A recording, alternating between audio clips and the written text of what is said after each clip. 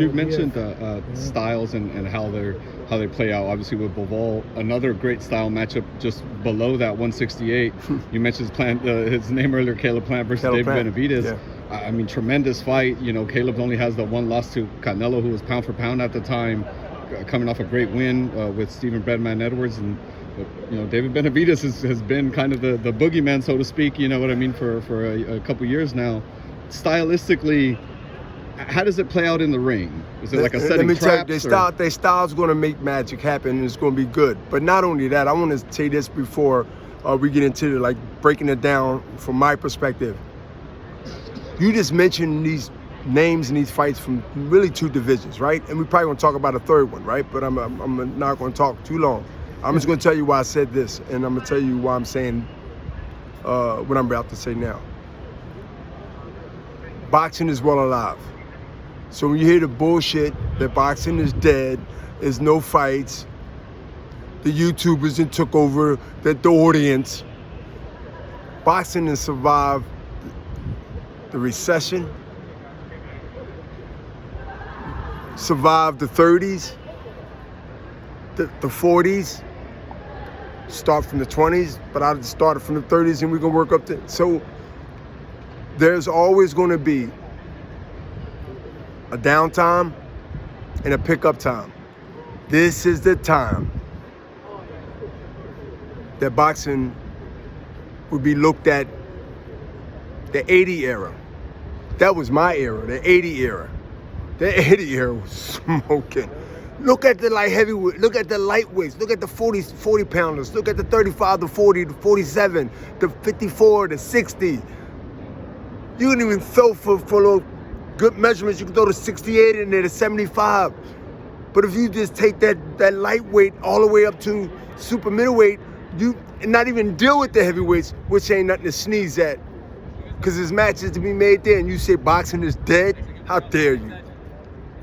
You're a fool, or you're a serial hater. Boxing's well alive, because we're talking about matches that we all know can match any era in the past going forward. That's the goal. The goal is to take in 2023 and make matches where that can remind others of eras that they knew and seen and witnessed that was special. This is our opportunity. Why you think I put a call out to everybody, the Haymons, this person, that, like the Arms. You got the best guy in the fighters too. It's their job to be able to go ahead and understand that they the boss. The fighters are the boss. So I put the call out 4 months ago. Not just with Al, not just with Haymon, not just with this person. I'm not afraid of nobody, I fear Allah. I'm living off the interest, so I don't need nothing from them to survive and eat. So I can't compromise my morals and dignity and what I believe in. So when you deal with an individual like that, you can't really deal with him the way you used to dealing with others because he's different. And so this is going to be something that I'm gonna continue to bang the drums. And call us Golden Boy. Hold us accountable and call us to the front line if we fall asleep like most have done. So I want to put everything on a microscope so you can go ahead and judge by what you see. And that's what I'm about. If you're the best promoter, then prove you're the best. Make the best matches. If you lose $1 or $2, you'll make it back on the next one. Yeah, that's the hustle, right? It's all still working out things to be able to make things come to fruition. Is it good that Al Haymon and PBC put together obviously David Benavidez and Caleb Plant? I mean, is that a sign maybe that we're heading in the right direction this year? Like most people in the promoter business are doing it because it's good business. Are very smart, was smart enough to put a provision in there, whether they was doing it or not, they can sit back and still collect the check. I'll say that again to you. Most traditional ways to do it, is to make good matches because everybody wins. That promoter, the other promoter, and of course the fighter gets his opportunity and he wins also, or she. But it doesn't make it better because everybody's strategy wasn't the same or aren't the same. This is a moment where people are being forced because they have no other choice. And there are fighters out there is like, I got to give up 25, 35% of my money. You didn't read your contract when you signed it 10 years ago.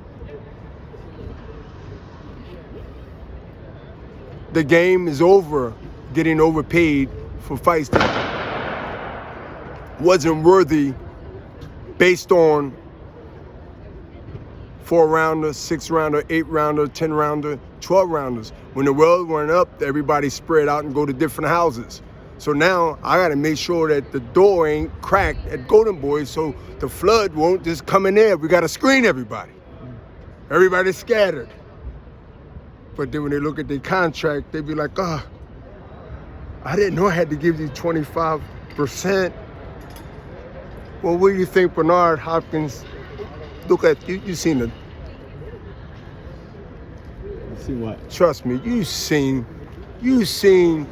the segment down in New York, the Muhammad Ali Act, that most fighters was kind of scared and leery to go down there and speak about why we should have open disclosure on all the financial the promoter generate to do a fight, to negotiate in good faith. They asked me, this never been done in boxing before at the Senate in New York City. Senator McCain and Elliot Spitzer. I said, no, sir. It never been done, it's never. So I made history. You mean Jack Johnson came through this era, Ali and all of them, and they had to negotiate based on what the manager believed they should get and with the promoter, and they fight back? But if it's open disclosures by law called the Muhammad Ali Act, that everything from the sponsorships and everything has to be on the table for me to negotiate in good faith, which means I see that it's 20 million in the pot. Can't hide your hand and negotiate at the same time, but that's been done in boxing. So there's a lot of people that don't know that. Look it up. It's in the bylaws. I'm more proud of that than most of the things I achieved. I got the Muhammad Ali spirit. If it was the 60s, I'd be talking about what Ali was talking about because it's in me. People can say it. I ain't got to say it.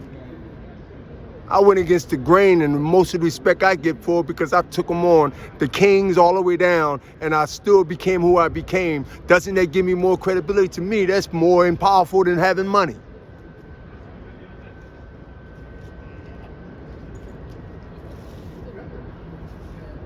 I don't have to change the course. The same way I am now, the same way I was then. So it would have been different if I was bootlicking and then I'd be trying out to be somebody else that want my boots licked.